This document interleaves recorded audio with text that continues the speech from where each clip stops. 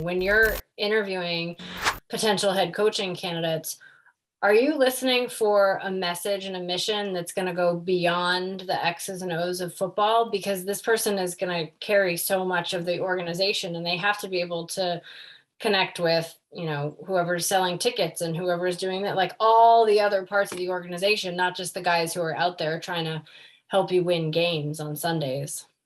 One of the great questions to ask is like, tell us a time you walked into a coaching staff meeting and your mind was changed. Like you wanted to do one thing, but you left the room doing something else, things like that. And I think what's always separate people is to say that, if you're a defensive coach, what's your plan for the quarterback, and in detail, like how are you going to hire the right people, hold those people accountable?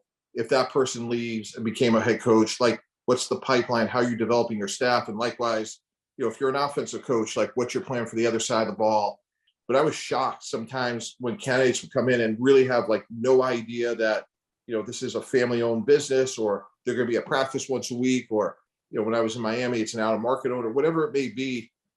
Again, this time of year, coaches have a lot more important things to worry about if their team was in the playoffs or they're prepping for knowing the roster. But again, just having a basic understanding to me, like just spoke to the depth of the preparation of the candidate.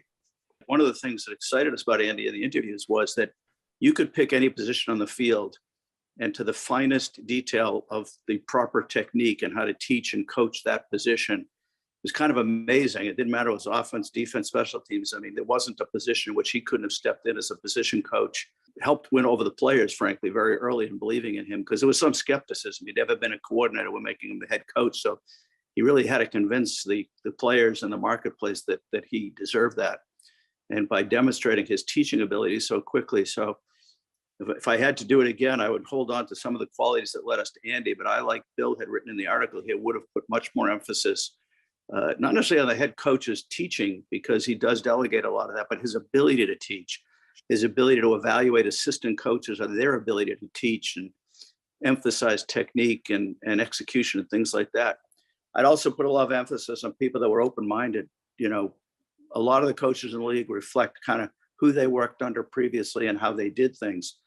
And to me, and you watch it this year with the Eagles, when you saw like Nick Sirianni, it's not that common to see a coach completely change direction in the middle of a season like that. It may have worked or not, but the fact that he had kind of the courage to step back, be objective about it, and then not be afraid to make that change, I find very impressive. So those are probably the two things that we did pay attention to, but I would actually elevate their importance if I was doing a search again. It kind of goes back to what we were talking about earlier about, the preparedness and being prepared. And for me, there was a lot of familiarity with ownership in the room when I interviewed. Mr. Lurie, I played for Mr. Lurie, back in 1999 and training camp in 2000. I was there. The team president, the general manager, all the people that were in the room, I had built relationships with prior. So, my situation was a little bit unique, having played there in the past. But they asked me, and I think they asked all the candidates to do this, but they asked me, they were all going to step out of the room, and they wanted me to prepare my opening remarks as if I was stepping into the first team meeting in front of the whole team, and they were going to be the team. So they gave me like 10 minutes, to prepare my remarks and come up with the things I was going to say. And it's really your first impressions. Everything about it was your first impression and how you're going to step into that room. How it goes back to,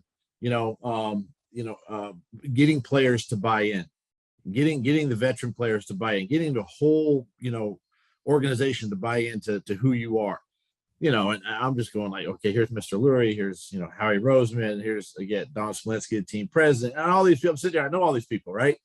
And then I had to come in and do my little spiel in front of them. But I felt like that to me really had, of all the 4 or 5 hours, whatever we spent that day, it kind of boiled down to that moment, for me to be the head coach. And it really hit me. It was like, if you're going to get an opportunity to be a head coach, you got to stand in front of the room, and you got the entire organization, or at least you got the team, your coaching staff, the business side, the pro personnel side, your player side. If they're all going to be in that room, what is your first impression going to be like? And what is your message to the team? Again, there is no, when you sit in that chair for the first day and you're on the job the first day, there is no book. There is no manual. You can throw that out. It's what are you convicted of? What are you going to believe in? And how are you going to get your message across to your football team? And how are you going to get that veteran leadership to believe in your plan?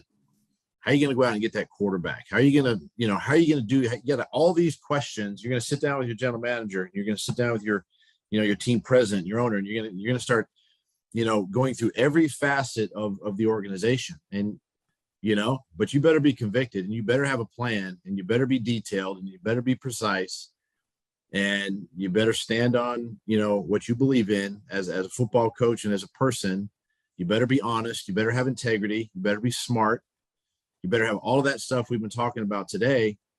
Otherwise, these players today, they're going to see right through you, and you're not going to be sitting in that chair much longer. And, that's probably the biggest thing that I learned coming out of these 5 years and building. And just like you're talking about, the 5 years of building, and your roster is going to change. What's the plan to replace those guys? What's your plan, moving forward? And staff is the same way. And it's so important. And the guys you surround yourself, the men and women that you surround yourself with, that we're all believing and pulling the same, the same rope. And that to me has been the biggest sort of learning lesson for me in the 5 years in Philly. And then when you do have success, like we did, how do you handle that? And if you lose, how do you handle that? And that to me tells a lot about the character of the person.